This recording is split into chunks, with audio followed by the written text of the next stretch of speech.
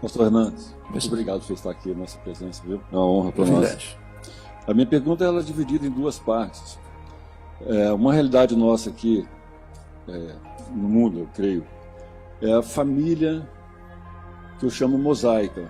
Ela é remendada, vinda, oriunda de 2 casamentos, filhos de uma parte, da outra parte.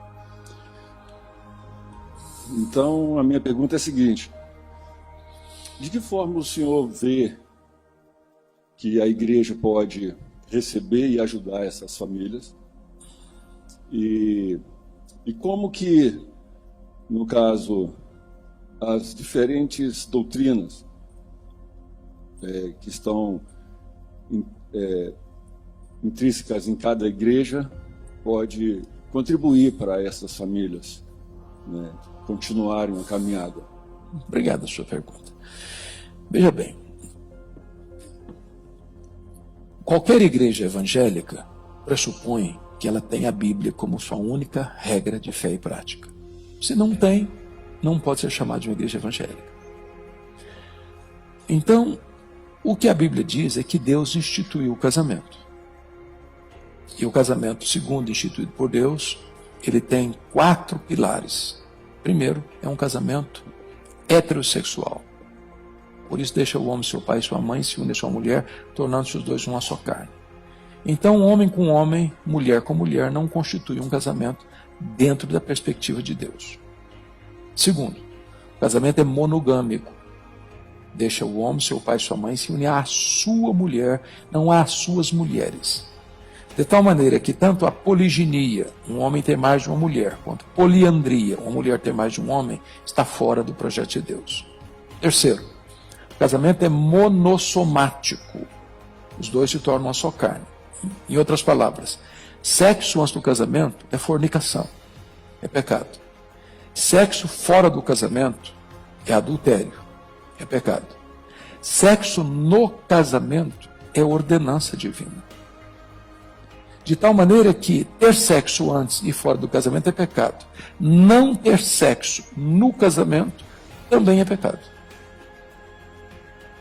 Ou seja, é uma ordenança divina. Quarto pilar, o casamento é indissolúvel. O que Deus uniu, não o separe o homem. A palavra homem, aí no grego, está no neutro. É homem, é mulher, é advogado, é juiz, é pastor, é padre, é conselheiro, é qualquer ser humano. Nenhum ser humano tem competência para desfazer o que Deus fez. Alguns argumentam assim, bom, mas o meu casamento não foi Deus que fez. Quando eu me casei, eu fui contra meu pai, fui contra minha mãe, fui contra meu pastor. Aliás, quando eu me casei, se amarrava cachorro com linguiça. Eu não sabia de nada. Eu era como uma ovelha muda para o matadouro. Deixa eu dizer uma coisa.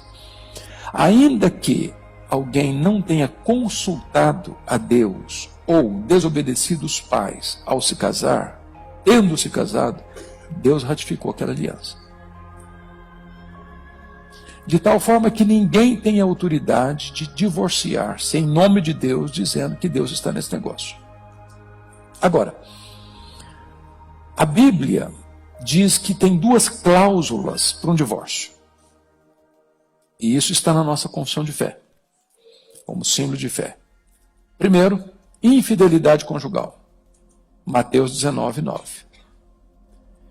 Ou seja, quando um cônjuge é traído, seja ele o homem, seja ela a mulher, a pessoa traída pode se divorciar. Não está dizendo que deve.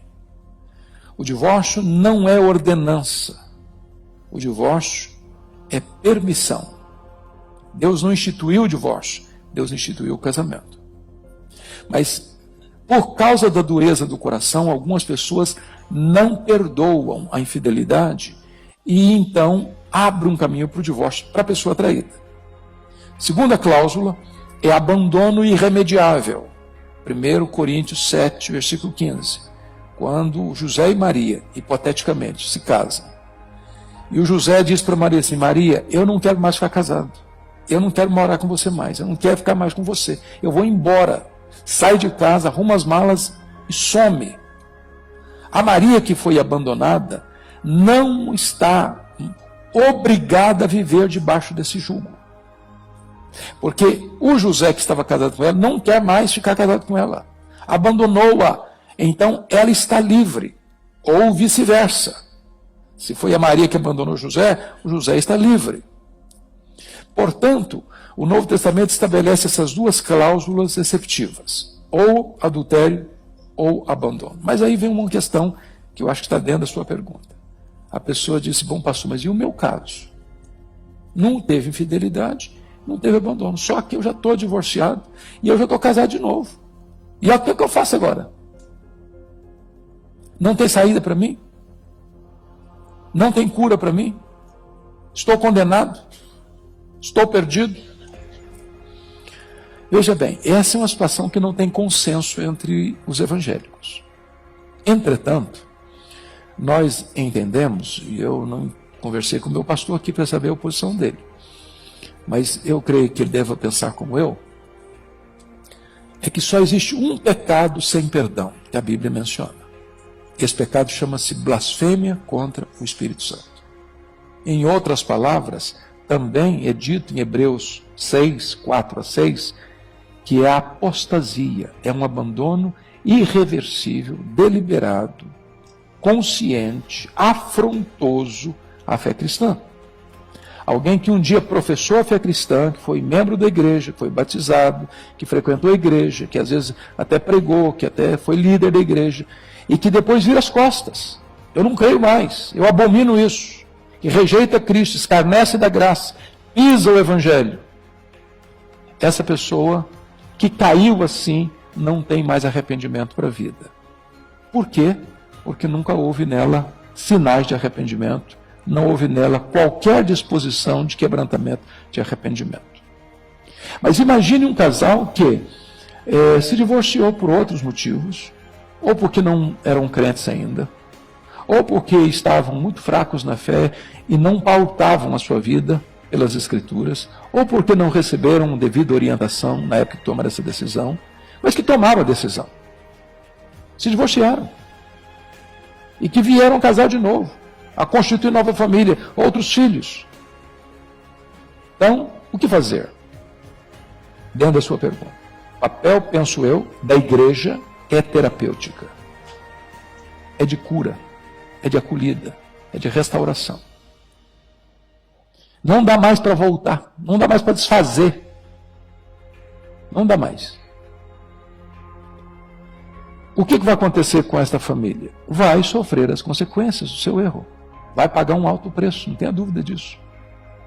E quem vive essa realidade sabe quão alto é esse preço. Porém, Deus é o Deus de toda a graça. Deus é o Deus do perdão. Deus é o Deus da cura. E Deus, pela sua misericórdia, ainda abençoa e restaura. O que é importante entender é o seguinte: tem muitas igrejas que pregam, e nós não professamos esse pensamento, cometeu um erro desse, perdeu a salvação. Aí a pessoa entra com uma tonelada de culpa na cabeça, então estou perdido, vou para o inferno, e eu estou desesperado. Não, salvação não se perde. Uma vez salvo, salvo para sempre. Agora, um salvo cai, um salvo se arrepende, um salvo se levanta, um salvo é restaurado por Deus. Agora, o que é importante? A igreja não cede a expressões da conjuntura social. Não, não, não. O fato da igreja ser o hospital que acolhe o ferido para curá-lo e restaurá-lo, não significa que a igreja vai dizer assim, bom, gente, a cultura mudou, hoje o negócio está assim, todo mundo divorcia casa, divorcia casa, divorcia casa, divorcia casa.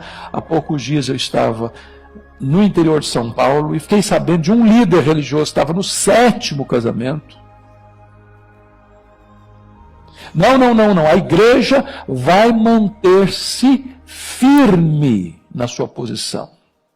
Deus instituiu o casamento e não o divórcio. O divórcio é um pecado.